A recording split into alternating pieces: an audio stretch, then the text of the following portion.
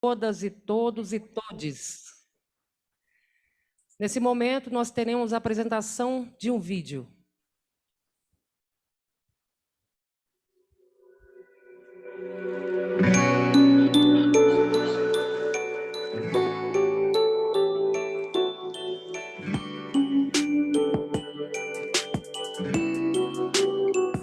Ei, cara, pare de bater, pare de matar. Se ela não te quer, vai ser feliz em outro lugar. Pare de gritar, pare de humilhar. Se ela não te quer, vai ser feliz em outro lugar. Cadê seu amor? Cadê sua opinião? Você não era assim, quando te conheci era só coração. Se você soube o tom de voz ou me ameaçar, eu não vou me calar, eu vou denunciar. Você vai se arrepender, a penha vai valer. Se você soube o tom de voz ou me ameaçar, eu não vou me calar, eu vou denunciar. Você vai se arrepender, já chega de sofrer.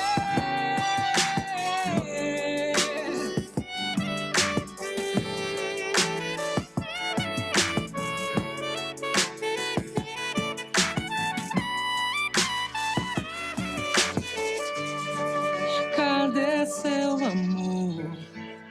Cadê sua opinião?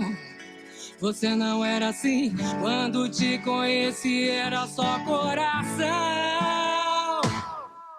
Se você soube o tom de voz ou me ameaçar, eu não vou me calar, eu vou denunciar. Você vai se arrepender, a penha vai valer. Se você soube o tom de voz ou me ameaçar, eu não vou me calar, eu vou denunciar. Você vai se arrepender, já chega de sofrer. Já chega. Já chega. Já chega de sofrer. Chega. Já chega. Já chega de sofrer. Chega. Já chega. Chega. Já chega. Informamos que estamos cumprindo todas as exigências para a contenção do coronavírus e seguindo todas as normas estabelecidas no protocolo de segurança definidas pela Organização Mundial de Saúde. Sejam todas e todos bem-vindos à nossa palestra de hoje, que será sobre o tema Evolução Histórica dos Direitos da Mulher, com o doutor Carlos Luiz Damascena, que é juiz titular do 2º Juizado de Violência Doméstica e Familiar contra a Mulher da Comarca de Goiânia. A presente palestra integra a 18ª Semana da Justiça pela Paz em Casa e tem como marco os 15 anos da Lei Maria da Penha. A palestra foi realizada no dia 17 de agosto pelo Instagram, mas, infelizmente, devido a um problema técnico, não conseguimos salvar a brilhante live. No entanto, devido ao sucesso e à sua alta procura pela palestra, decidimos gravar novamente e disponibilizá-la no YouTube. Para começar nossa conversa, passo a palavra para a excelentíssima senhora, presidente da Coordenadoria Estadual da Mulher em Situação de Violência Doméstica e Familiar do Tribunal de Justiça do Estado de Goiás, desembargadora Sandra Regina Teodoro Reis. Bom dia a todos e todas e todes que nos assistem pelo YouTube. Para atender as necessidades da pessoa com deficiência visual, faço inicialmente a minha descrição. Eu sou uma mulher branca, de cabelos pretos, estou de vestido preto com terninho xadrez, de colar de pérolas brancas, Atrás de mim tem um sofá, tem há várias artes sacras em cima de um oratório.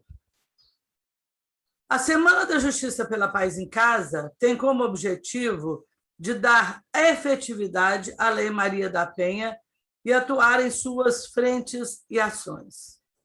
A primeira é a concentração de esforços dos juizados e varas de violência doméstica e familiar contra mulheres e de feminicídio para dar andamento nos processos relacionados à violência de gênero contra mulheres. A outra é a promoção de ações organizadas para dar visibilidade ao assunto e sensibilizar a sociedade para a realidade violenta que as mulheres brasileiras enfrentam. A elaboração da programação da palestra, que compõe a nossa 18ª Semana da Justiça pela Paz em Casa, foi construída de forma colaborativa entre a Coordenadoria da Mulher em Situação de Violência Doméstica e Familiar, os juízes, as juízas, os servidores e servidoras e profissionais que atuam na área. Nessa live, vamos receber o juiz Dr. Carlos Damascena, que é titular do 2º Juizado de Violência Doméstica e Familiar da capital e se dispôs a compartilhar seus estudos sobre a evolução histórica dos direitos da mulher. Eu, como gosto de quebrar protocolo, vou quebrar um pouco aqui agora. Essa live, como já foi dito, nós já assistimos. Ela é imperdível. É digna de uma pessoa que tem uma cultura geral fenomenal, como o Dr. Carlos Damascena, que eu tenho orgulho de dizer que é meu afilhado, porque é. E não percam, não deixem de prestar atenção. Eu fui uma das que insisti muito para que fosse gravada novamente, porque da primeira vez tivemos problema, porque eu quero assisti-la mais várias vezes para decorar tanta sabedoria, para aceitar, para assimilar. Obrigada, Dr. Carlos Damascena. Meu afilhado. À medida que as organizações e movimentos de mulheres procuraram obter igualdade e reconhecimento de seus direitos em todas as esferas, conseguiram que se prestasse atenção às situações de violências enfrentadas, decorrentes das relações estruturalmente desiguais entre homens e mulheres. É preciso reconhecer os esforços históricos e contínuos de mulheres de diferentes raças, etnias, classes e condições de vulnerabilidade para que direitos que hoje usufruímos fossem conquistados. Dr. Carlos Damasceno, te convido a fazer o uso da palavra. Muito grato e muito feliz de estar aqui, mais uma vez, que o nosso mistério é servir. Agradeço as palavras carinhosas da desembargadora Sandra Regina, que, como ela disse, amizades tudo o que ela disse tem que ser filtrado, porque envolve palavras de uma pessoa muito carinhosa, que não é todo esse arcabouço, não. Isso aí é só parte.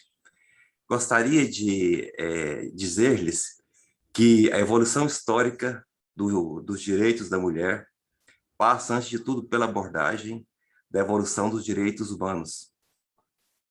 Inicialmente, nos questionamos por que, em pleno terceiro milênio, e nas últimas décadas, com todo o desenvolvimento das leis, todas as legislações, a mulher ainda encontra-se nesse paradigma, nessa questão de não superação de um grande fator, que é a violência doméstica.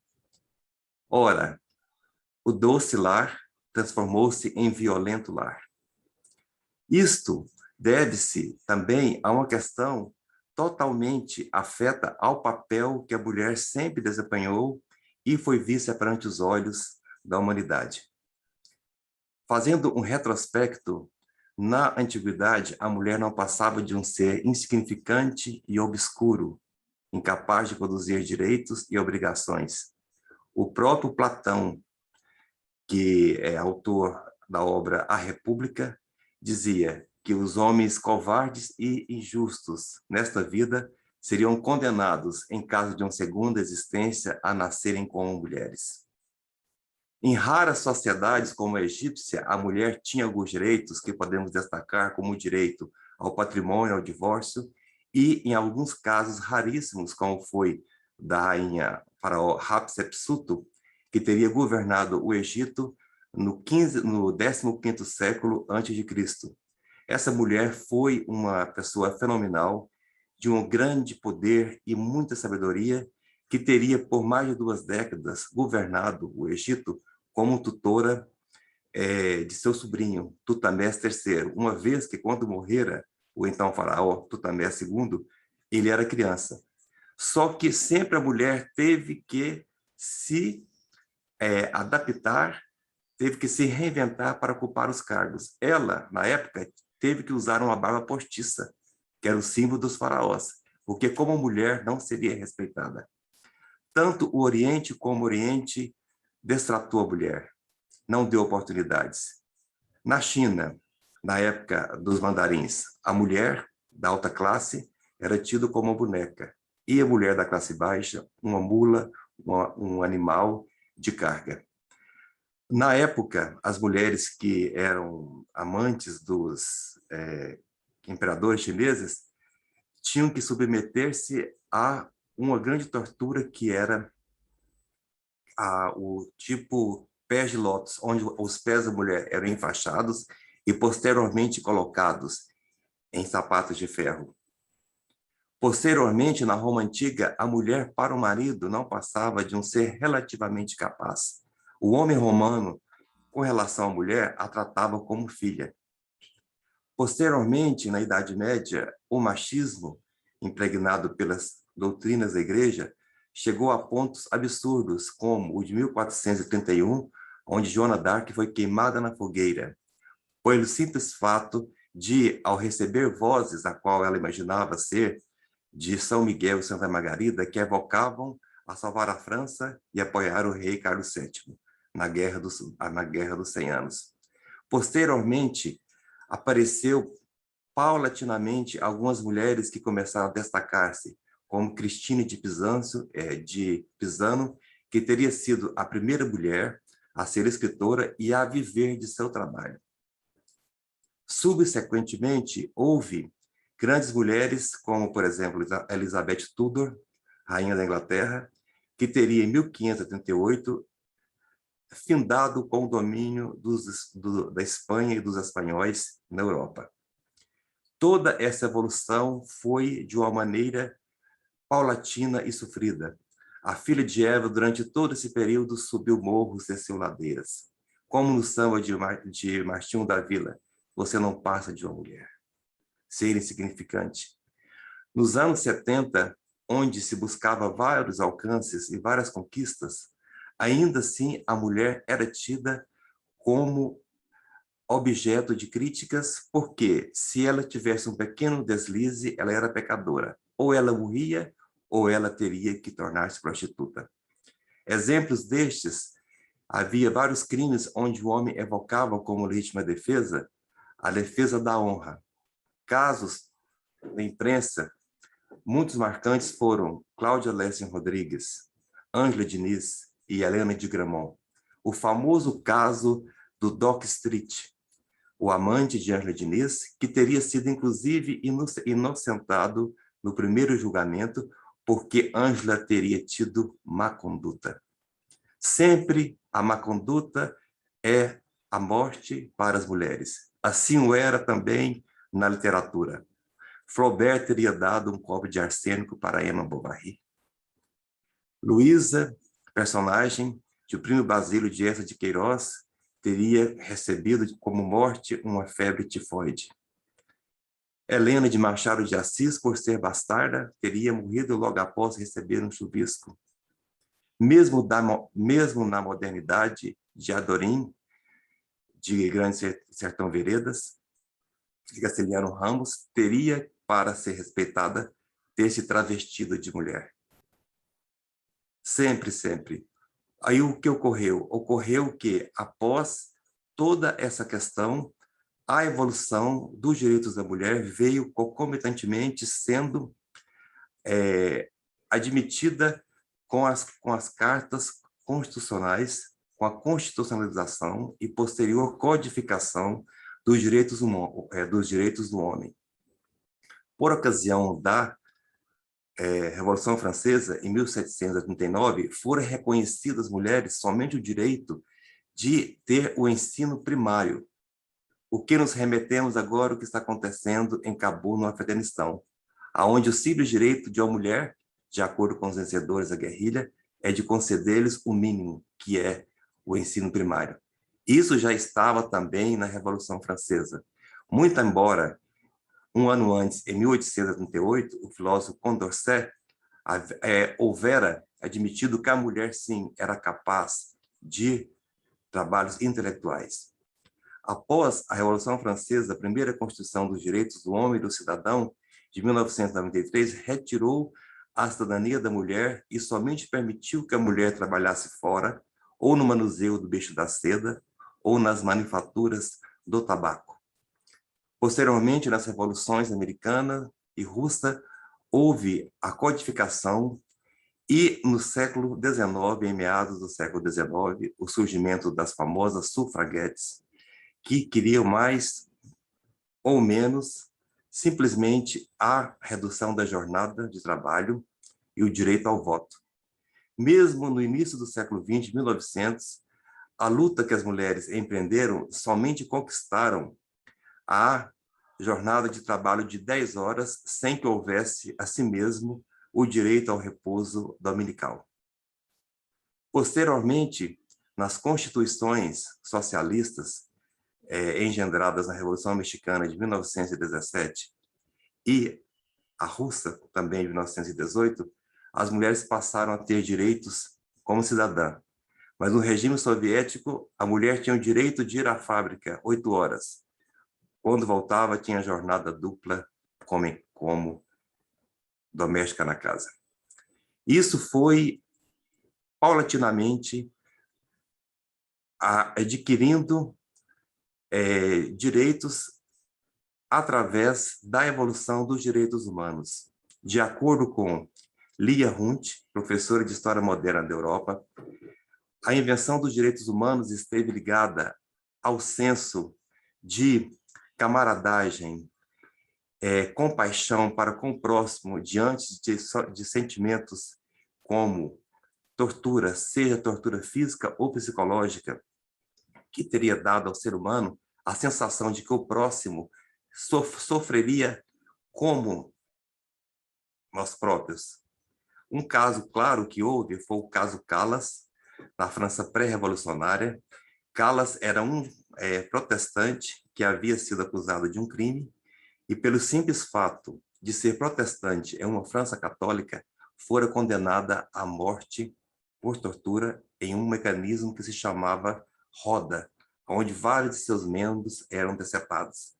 Rousseau, com todo o seu conhecimento, toda a sua filosofia, foi o primeiro intelectual da França a externar esse sentimento de empatia e de compaixão para com o próximo. Esse sentimento, como já foi dito anteriormente, passou a fazer parte de várias legislações e, posteriormente, na Segunda Guerra Mundial, diante dos horrores causados pelo nazismo, a esposa do presidente americano Eleanor Roosevelt,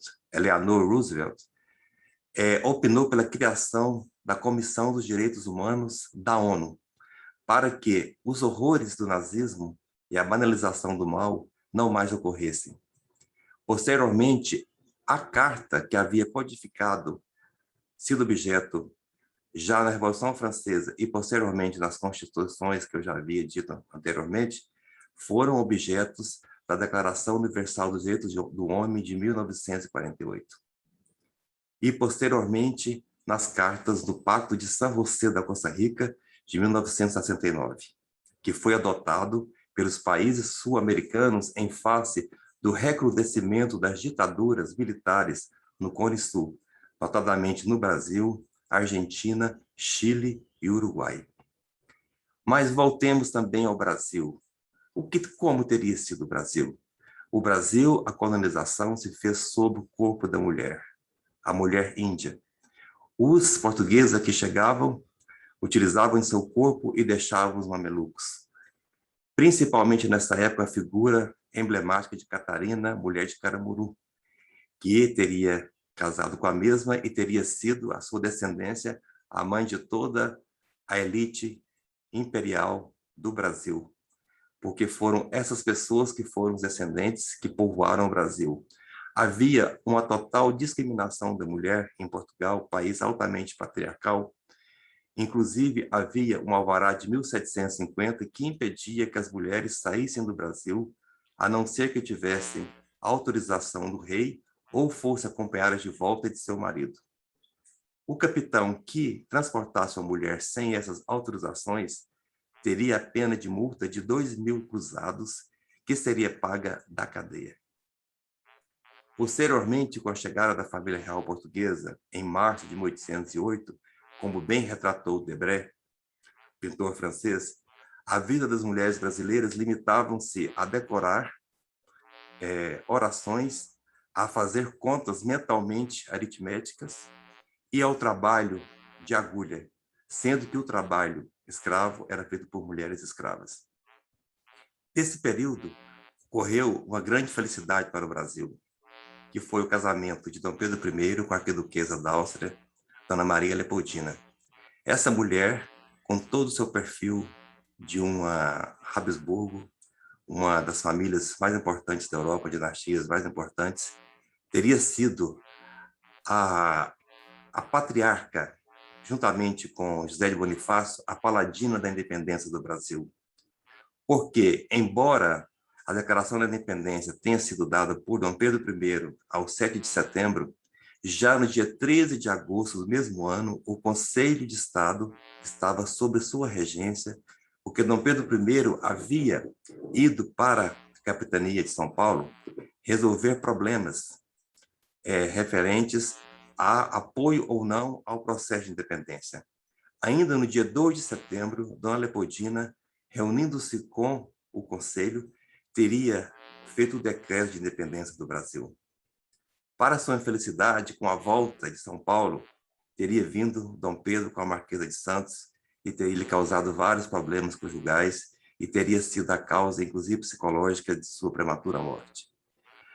Também por ocasião da Inconfidência Mineira, havia nas células mulheres inteligentes e capazes de lutar pela liberdade do Brasil, como uma senhora de nome Jacinta de Melo, esposa de um dos Hipólita Jacinta de Melo, que era esposa de um dos alferes, amigo de Tiradentes.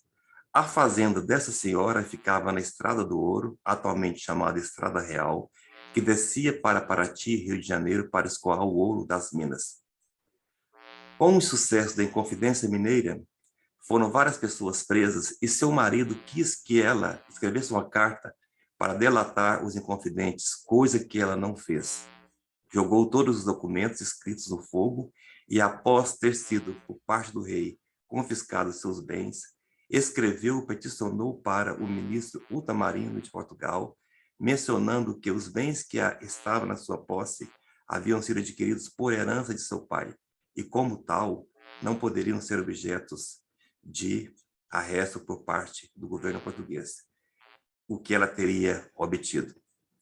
Posteriormente, também a mulher de Dom Pedro II, Dona Teresa Cristina, oriunda de Nápoles, teria sido uma grande mulher, muito embora fosse uma mulher silenciosa, tranquila.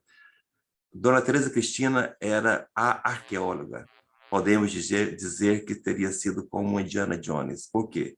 Tendo nascido em Nápoles, próximo das escavações de Pompeia, teria trazido vários artefatos romanos para a coleção pessoal de Dom Pedro II, que posteriormente agregou-se à coleção imperial e ao museu, e há poucos anos, infelizmente, foi destruído grande parte pelo incêndio no Museu da Quinta da Boa Vista.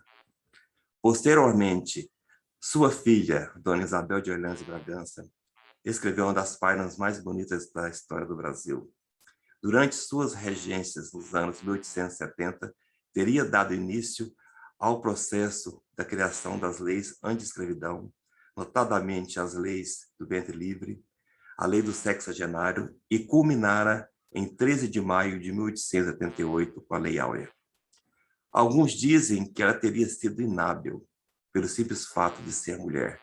Essa mulher sofria um grande problema que havia também no país da época, a questão da infertilidade.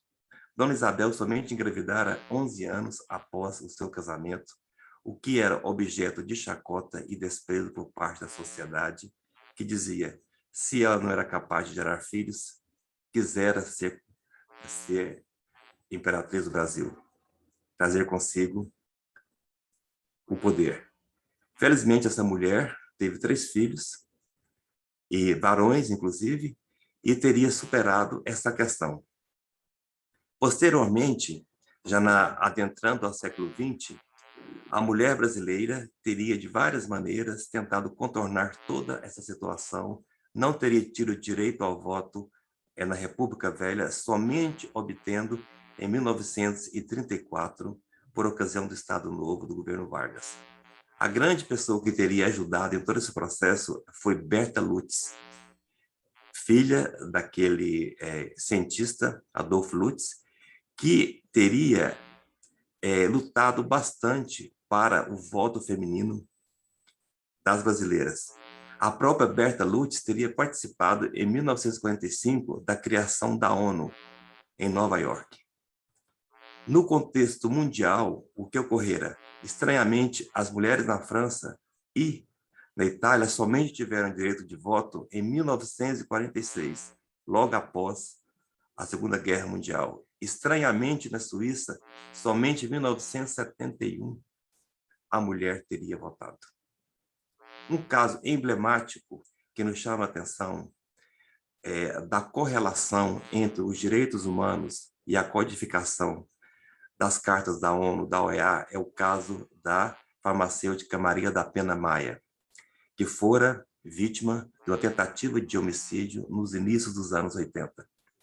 Diante da lentidão da justiça brasileira, ela teria peticionado juntamente com outras ONG e outro conselho para a intercessão da Corte Internacional Americana, no sentido de que tivesse uma resposta ao seu processo, porque, só para sinalizar, ela fora vítima de tentativa de homicídio por parte de seu marido, que era um colombiano, e na véspera da tentativa deste homicídio, ele exigira que ela fizesse um seguro de vida, o que ela não fez, e que ela assinasse um DUT com o documento de transferência de veículo.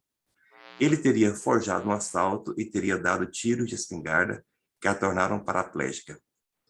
Diante de toda a parafernália de recursos da legislação brasileira, de várias situações, a Corte Internacional da OEA teve que intervir e fazer com que, inclusive, o governo do Ceará, posteriormente, a indenizasse com a quantia de $20 mil. Somente após todo este processo é que houve o início de cumprimento de pena por parte do réu.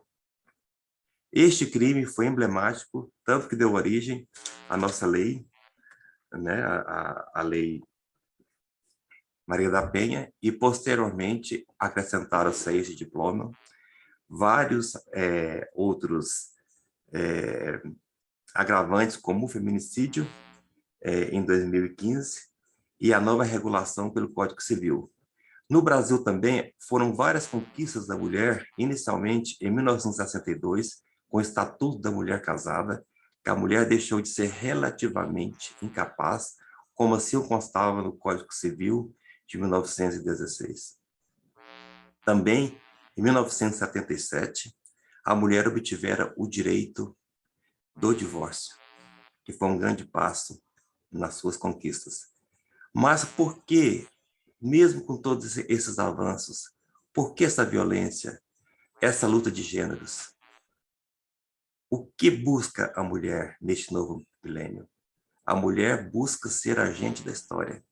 A mulher busca participar dos eventos de maneira não somente doméstica, mas de maneira política e social. Rosemarie Muraro dizia, debaixo de todo homem pobre e miserável, há uma mulher esmagada. E também, já prevendo o que teria dito Simone de Beauvoir, mulher sempre proletária do homem. E não nos esqueçamos da frase de John Lennon, Women, slave of slavers, mulher escrava dos escravos. Mas falemos também de coisas boas, falemos de avanços das mulheres em vários campos. Hoje representam 50% da força ativa de trabalhadores no Brasil. Estão presentes em vários poderes, no parlamento, no poder judiciário e entre tantas outras atividades. E porque a mulher é um ser sociável, um ser levado à comunhão, um gênero capaz de conciliação, que nós temos, antes de nada, na luta desses dois gêneros, lutar pelo gênero humano, através de oportunidades, mesmo que seja através de discriminações positivas, como a questão de cotas nos partidos políticos, nas universidades, nas empresas, porque se no século XX e XIX as mulheres lutavam pela redução de jornada de trabalho e pelo direito ao voto, hoje as mulheres lutam pela igualdade de salários. E sempre a mulher na empresa, fora do serviço público, ganha em termos de 1/3 a menos que o homem. E a luta pela mulher é nesse sentido, de ganhar o mesmo salário, dado que ela faz a mesma jornada e desempenha o seu trabalho como externo. Eu acho que, em síntese, o que eu poderia dizer-lhes nessa breve exumação da história. Muito obrigado, doutor Carlos Damasceno, pela brilhante exposição. Desembargadora Sandra, a senhora quer acrescentar algumas palavras? Quero sim. Mais uma vez, eu estou aqui inebriada, né, com essa aula perfeita, feita pelo doutor Carlos Damasceno. É um orgulho ter, na magistratura, pessoas tão capazes, pessoas tão sensíveis como o senhor. Então, a única coisa que eu tenho que falar mais é te parabenizar mais uma vez por essa grande explanação, por tanto conhecimento e estar disponível a transmitir tudo isso para nós. Muito obrigada. O prazer é meu, porque estou para servir, né? Que o serviço social, o serviço público nada mais é do que um serviço à comunidade. Nós estamos aqui para acrescentar e agradeço mais uma vez o seu apoio logístico, o seu apoio carinhoso e profissional, desembargadora Sandra Regina. Muito grato. Obrigada. Bom, encerramos o nosso evento e convidamos todas e todos para participar logo mais do encerramento da 18ª Semana pela Paz em Casa. Um grande abraço, fiquem com Deus.